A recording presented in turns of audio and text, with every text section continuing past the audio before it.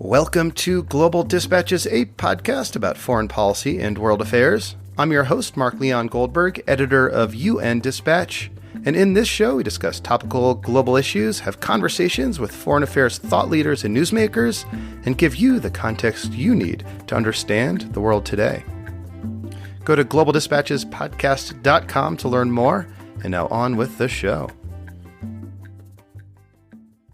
Joe Biden formally accepts the Democratic Party's nomination for U.S. President this week at the Democratic National Convention. The convention is always a key moment in the presidential election calendar, so I thought this would be a good opportunity to take a step back and discuss what a Joe Biden administration's foreign policy agenda would look like, and whether or not there's something that could be credibly called a Biden Doctrine. Joe Biden is a longtime fixture in foreign policy circles, and it's worth remembering that before he became vice president in 2009, he was the top Democrat on the Senate Foreign Relations Committee, going all the way back to 1997. He clearly has a long foreign policy record, but from that record, could you deduce what might be considered a doctrine? Other than Joe Biden himself, Steve Clemons is probably the perfect person to discuss this question, not least of which is because in August 2016, he wrote an article for The Atlantic called The Biden Doctrine.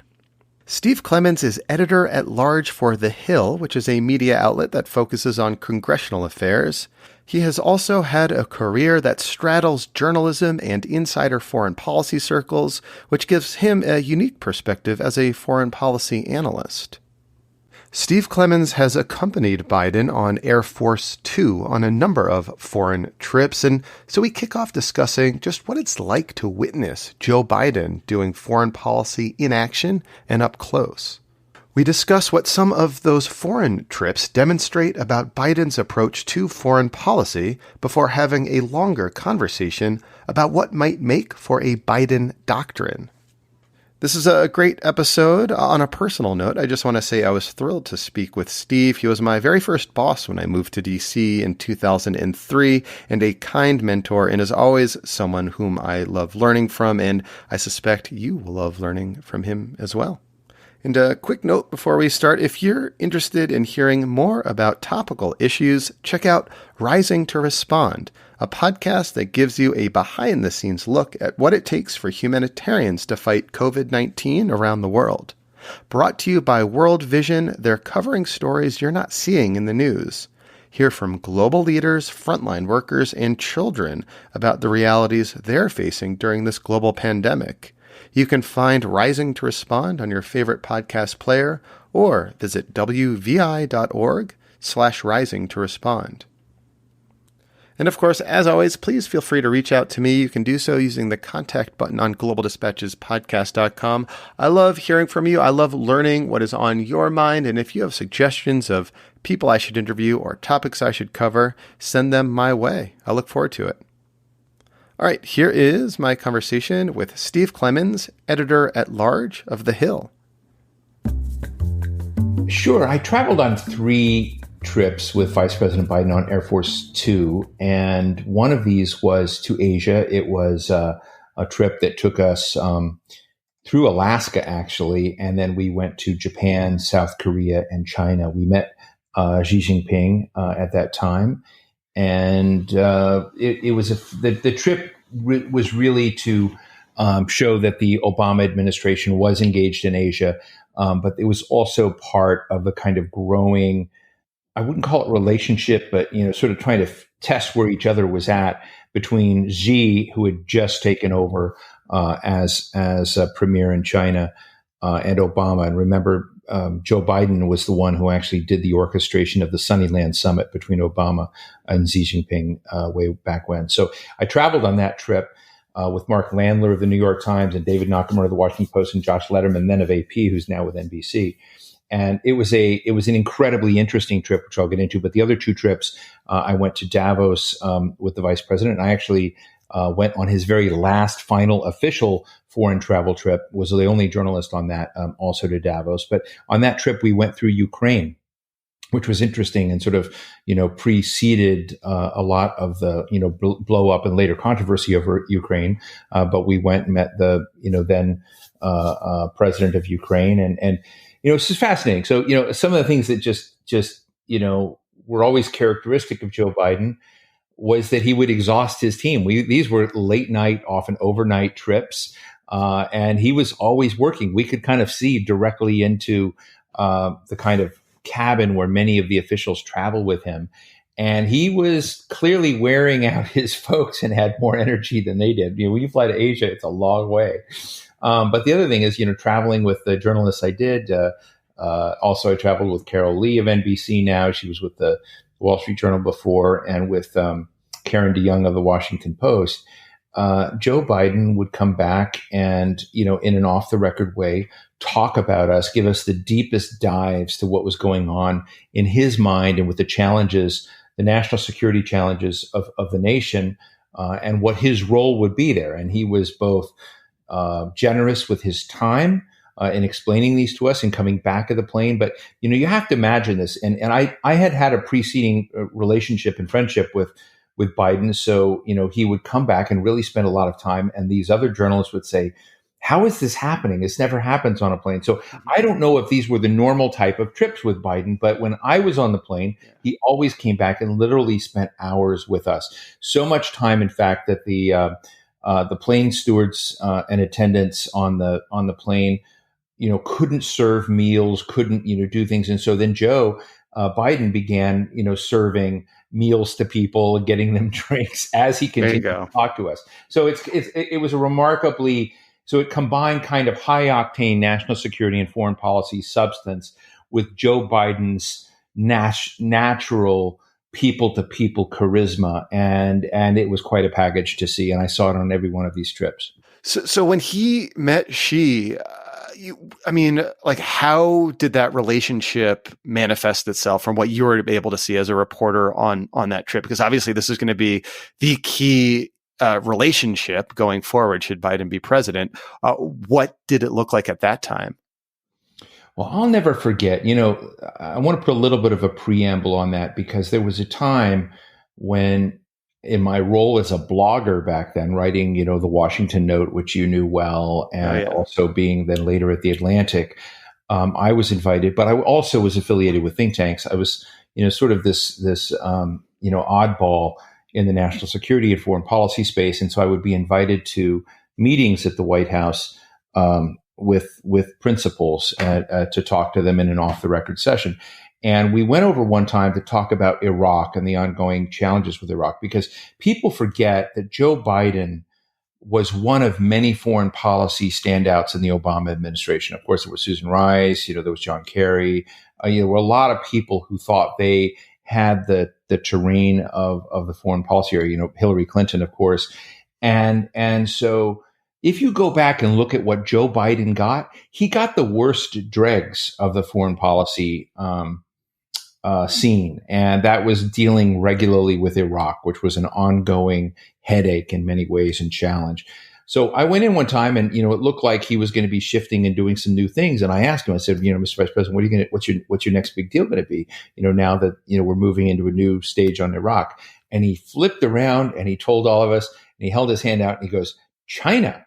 And I go, oh, wow, that's new, because nobody had really been managing China. This one was Xi Jinping was still vice premier, and Tom Donilon, then, who was then the national security advisor, and others were trying to basically elevate China's importance with the rise of Xi Jinping, and so that they could have a constructive relationship. So Biden was really assigned to become the architect of laying that early groundwork. So when we went over, we met Xi Jinping after he had ascended to the top post. That was when Xi was trying to talk about his theory of great power relations and whatever that meant.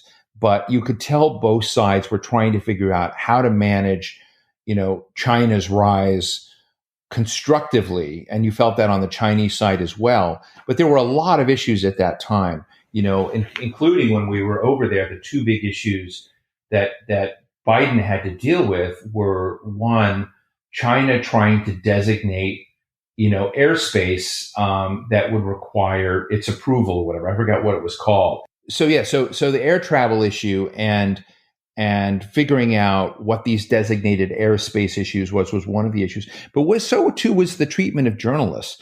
At that time, China had been expelling journalists, trying to control journalists. I remember Bob Davis of the Wall Street Journal was over there. And so the treatment of the free press at that time was a big issue, as well as how they were dealing with other kind of elements of, educational contact, because it was boiling at that moment.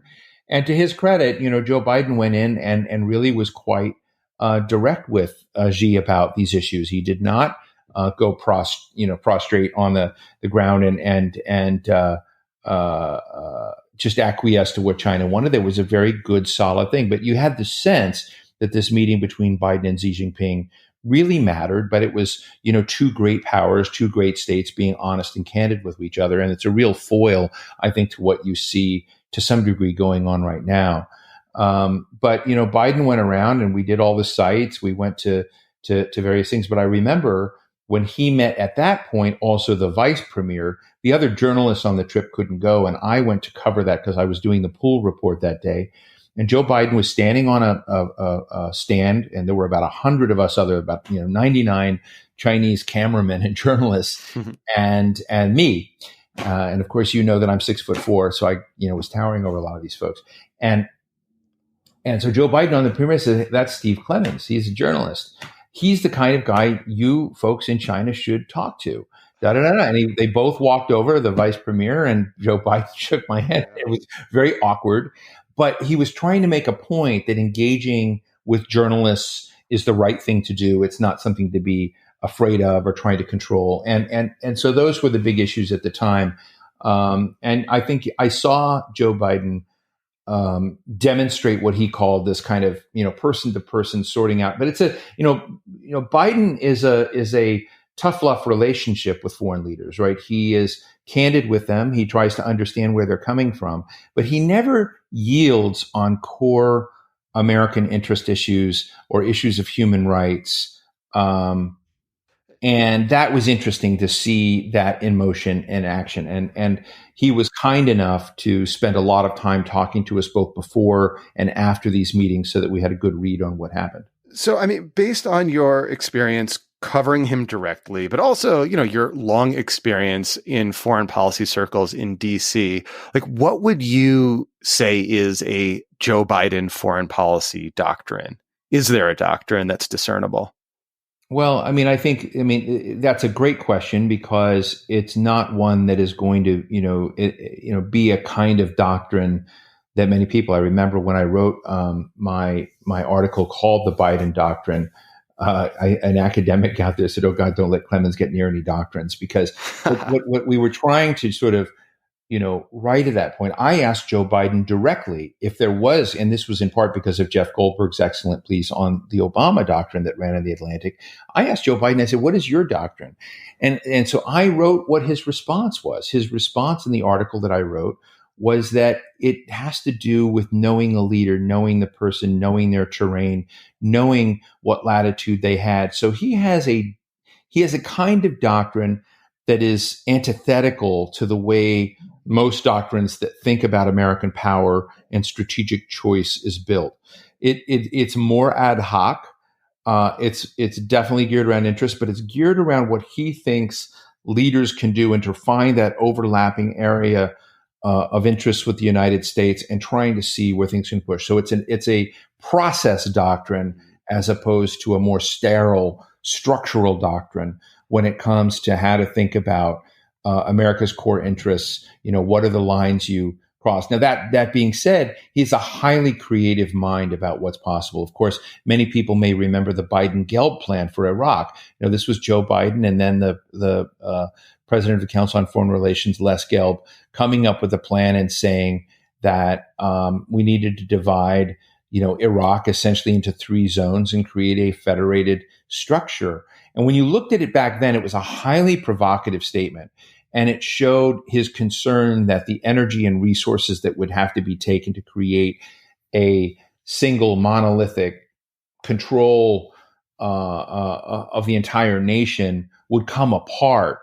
and that are not understanding that these three areas of the country that didn't trust one another and that had nonetheless had to deal in sharing some resource allocations had to be managed better. In large part, we sort of de facto ended up into something that looked rather similar to what Biden and Gelb suggested, but it was incredibly unpopular, and he was derided at the time that he had made the suggestion. This is before he ran with Obama for president. So he's got a nimble mind. He's willing to kind of not be just driven by inertia of whatever we thought about yesterday, but he's leader driven. And I think that he looks at a Putin, he looks at a Xi, he looks at he would look at a Kim Jong-un, he would look at a Angela Merkel, and in the broad array of how do you build alliances and friends for a safer world that achieves great things or helps our allies on their dark days.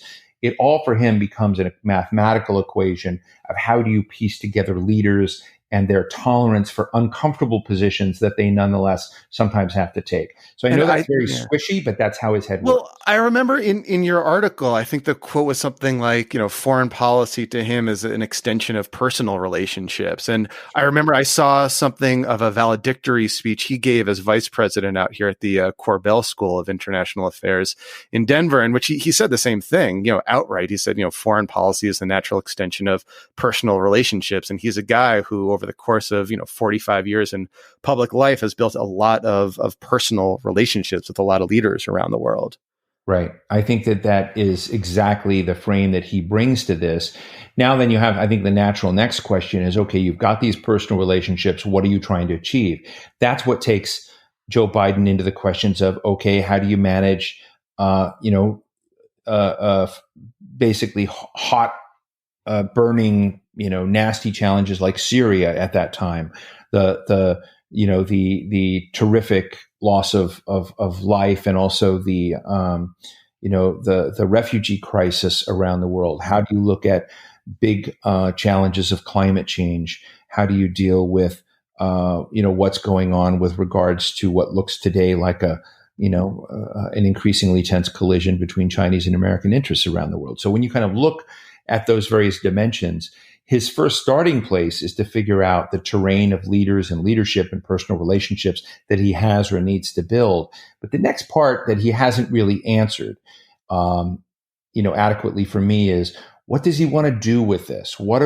Does he want to redo and redraft, the global social contract and institutions like the UN, the WTO, and many of the other global institutions that are out there that were largely driven out of U.S. design with allies, but perhaps, need to be rethought. I think that would be something that I haven't really heard Biden talk about, but it wouldn't be inconsistent to think that he might bring people on to begin thinking about that.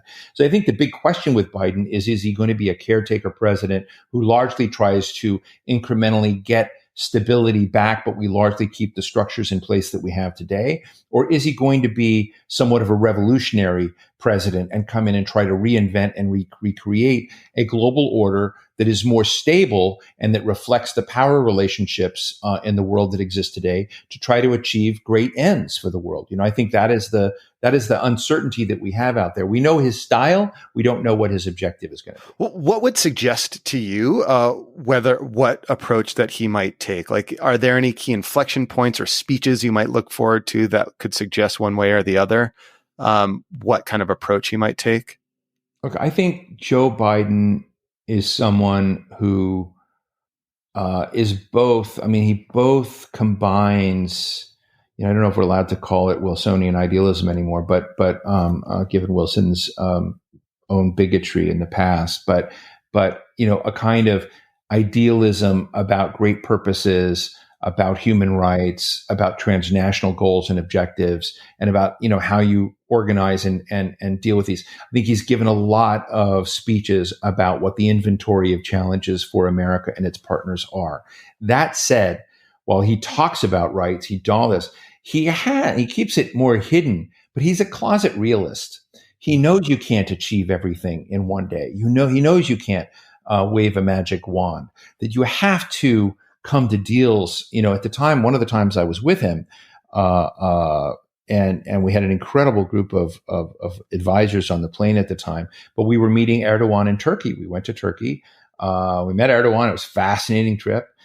and Jill Biden was on the trip, and she was dealing with Mrs. Erdogan, and Mrs. Erdogan,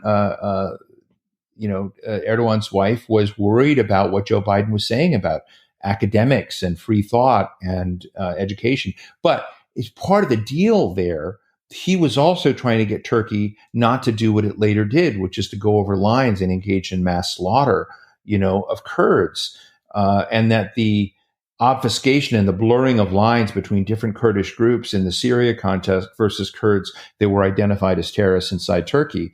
This is what Joe Biden was trying to get into the micro dimensions of that and work it very well. And so that is a tactical thing that he sort of thought could go. So when you kind of look at that inventory of stuff and say, okay, what is Joe Biden going to be about? I think Joe Biden is going to be about how in these areas that really matter to America, do we make them better and not worse? And so that doesn't say, okay, that's not a new Cold War with China. That's not a big, meta topic, but it does mean, making these little tough areas better. And I think that's just the way his mind worked. Then I think they're going to be, from speeches and positions he's taken on climate change, I think that these kind of large global transnational challenges and problems, he's going to try to use those as a way to re-anchor something for China and the United States to work with other big global stakeholders about. He's talked about it many, many times, but you've got to give states that are right now on a collision course something bigger than that to be about and work together to kind of take the pressure off that bilateral tension. So I think he's going to move that direction as well. How do you suppose a Biden administration would differ from Obama administrations on foreign policy? I mean, during the administration, he was against the Afghan surge, a debate that he broadly lost at the time. But then in 2012, he was also against sort of broader intervention in Syria following the Red Line debate he sort of won at the time. Are there any sort of big fundamental differences you see between Obama's approach to foreign policy and how a Biden administration might approach it? Look, I want to be careful here because, any administration is not just one man. It's a franchise of people and thinkers of contending views. And Barack Obama was a cautious realist in a way. And I think that he, had a very different year. If Hillary Clinton had been president, I think that Hillary Clinton might have been, much more willing to lean in with American military forces, American power, with a lot of broad American things. It's not to say that Barack Obama was wrong or right in those cases. It's just each one of these personalities will bring, sort of different behavioral characteristics. I think Joe Biden is one, and the Afghanistan side of it was a very good lens through which to look at where he's willing to deploy force and where he isn't. He's not going to be someone who, like a lot of liberal internationalists, I know, and I respect you, Mark, I know a lot of liberal internationalists are going to say, oh, here's a bad problem somewhere. Let's go fix it. Let's send in troops. Let's send in USAID. Let's send in whatever resources may have. Joe Biden privately is going to ask the broader strategic questions. Can we succeed? What are we inviting? Is this going to become a black hole for American effort that will never yield anything? When you looked at Syria, for instance, Syria or Afghanistan, these were places where they were domestic civil wars between many contending factions with proxy wars of regional powers on top. And so if you're going to undo something, I think the U.S. Media and unfortunately a lot of the foreign policy community look at these as binary challenges. America is going in with a white hat and fighting people with black hats.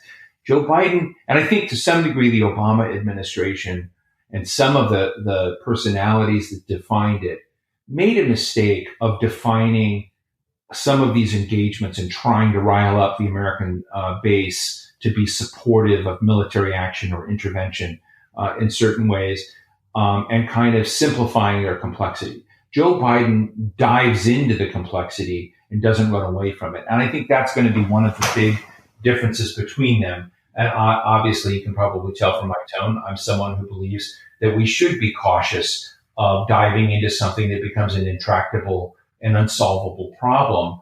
And sometimes that's very hard. The discipline to not go in somewhere is very, very hard when you see people dying, when you see dictators, but you've got to find other levers of power that don't necessarily trap America in a situation that it can't extract itself from, particularly at a time when domestically in the United States, And we see that in what drove Trump to office, so much skepticism of internationalism today. I should say, under your tutelage, Steve, I have been wrestled away from liberal interventionism. So I have you to thank for that.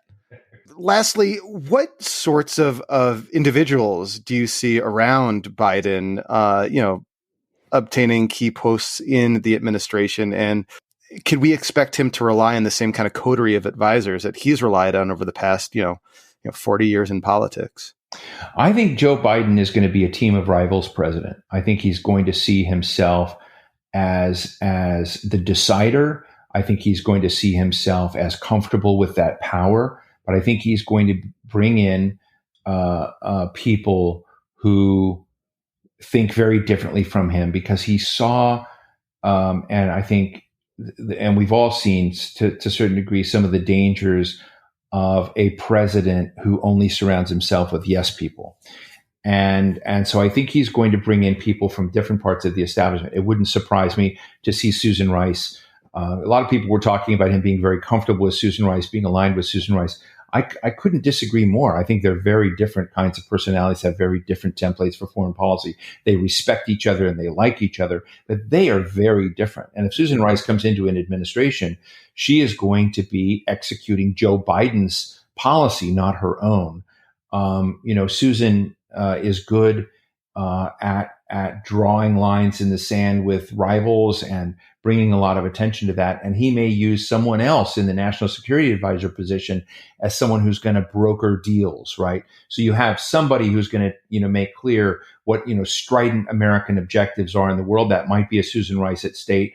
And then he'll have somebody else that's going to be more the wheeler dealer, the one, willing to deal with the devil. It's one of the things I used to admire a lot about Richard Holbrooke, who was a friend of Joe Biden, and the late Richard Holbrooke. Holbrooke, I wrote, and his wife, Kati Martin, was never happy with this article where I wrote once that he was the Democrats' perfect amoral man, because he was willing to deal with the devil to achieve great global justice ends. And if you read that Susan Rice memoir, she just hates him. It's with an intensity that comes through in her book.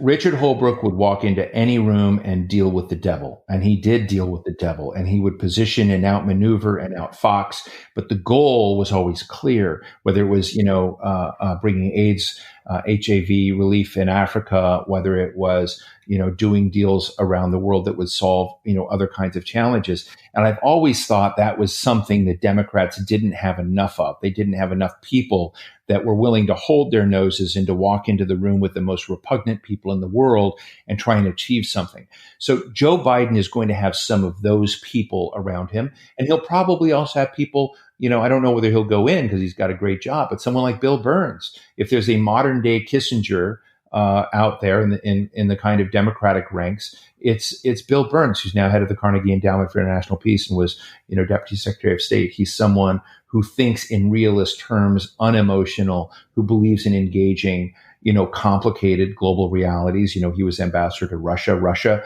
and China are going to be the two biggest regular nightmares for the next president. How to manage them, how to get them back in parts of their sandboxes that become tolerable.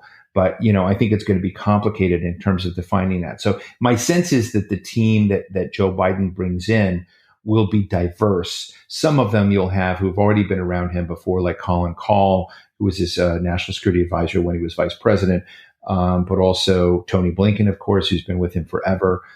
These people are going to have prominent positions in that mix in the foreign policy space. But then you'll see Joe Biden bring in potentially other major people. And even if they don't give their positions, give up their slots, like Senator Chris Murphy, who just loves foreign policy and national security issues, be given certain tasks and roles to help. So I think you're going to see a big tent. You're going to see Biden ask a lot of the foreign policy establishment to play key roles and to help guide and advise them.